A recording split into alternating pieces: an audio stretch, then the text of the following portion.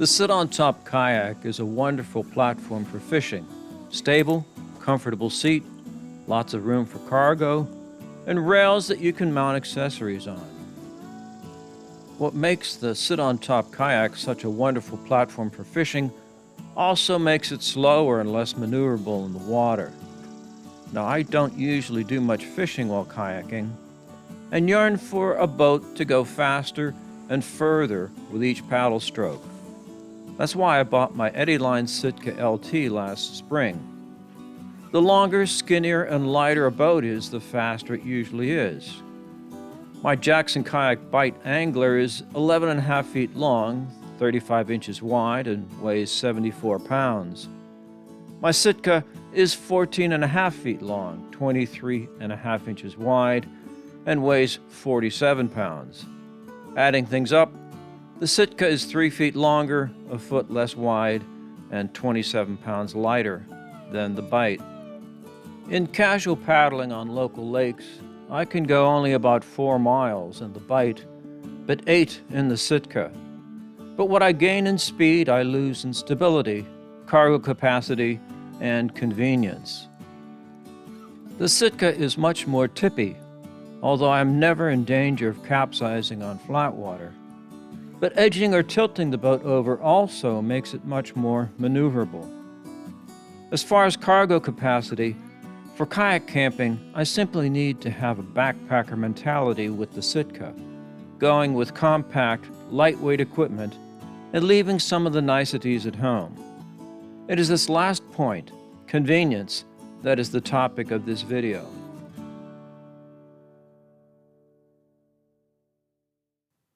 I use a drip skirt around the cockpit of my Sitka to catch the water drops falling from the paddle from landing on me and making a puddle in the bottom of the boat, and to redirect splashes from minor rapids. It also keeps the sun off my legs. The drip skirt does not fit snugly around your waist and leaves a large opening that you can reach into the boat to grab a camera, water bottle, snack, or fishing gear. Most people think of the spray skirt, which has the tunnel that wraps around your waist and is designed to keep water out of the boat if it turns upside down. I only use a spray skirt in the winter, not because I expect to do Eskimo rolls, but because it's warmer and provides more splash protection than a drip skirt. My drip and splash skirts are lightweight and have an elastic bungee cord that loosely fits around the edge of the cockpit.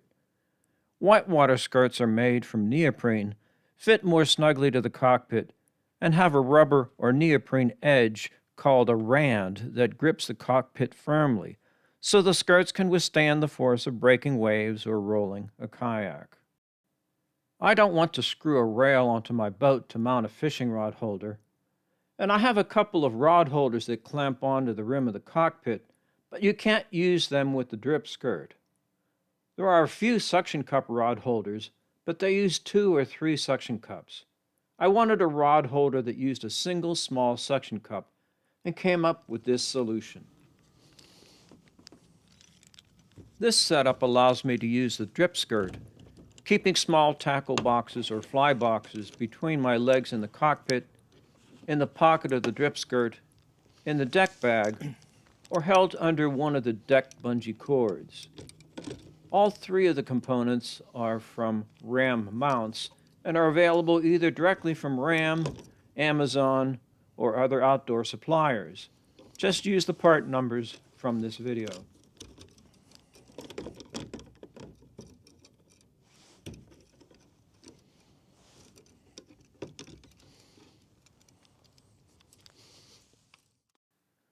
The first of the 3 components is the RAP 340NB ramrod fishing rod holder. The absolutely most important thing to notice is that this holder uses the 1 1/2 inch diameter C-size mounting ball. To make the base compatible with the 1 1/2 inch C-sized ball of the rod holder, you must separately buy the RAP-224-1U suction base and also the RAM-238U diamond ball base. Don't think that it would be cheaper or more convenient to buy the RAM-B-224-1U base, which comes with the ball, but that ball is the B size, which is 1 inch, and is too small to fit the rod holder. Now, there are other brands and models of rod holders and suction cups, but all the ones I found use a bigger or smaller ball, or more than one suction cup, and I was unable to find the combination I wanted other than this 3-piece setup from RAM. When mounting the holder, make sure the surface where you want to place the suction cup is flat and is not curved. Also, make sure the surface is clean and free from dust or sand. Drip or wipe some water onto the boat, or dunk the suction cup in the water. I have found it essential to push down firmly on the mount before twisting the lock. This is also true of the suction mounts for my GoPro camera. I don't assume any mount will never fall off, and always secure them with a tether, and a second tether on the fishing rod or camera. You can see that I'm able to lift the 47-pound boat entirely with the suction mount.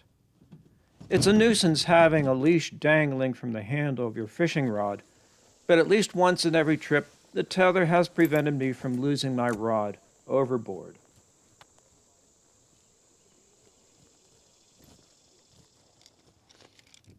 I'm able to mount the suction cup port or starboard on several locations in the front or behind the cockpit.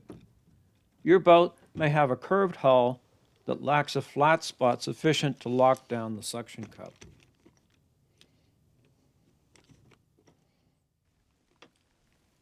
The ball allows infinite adjustment with a single knob. This holder can be used with casting, spinning, or fly rods with either left or right hand retrieve. And I'm able to mount the holder where it will not interfere with my paddling and is not in the way of the day hatch or a deck bag.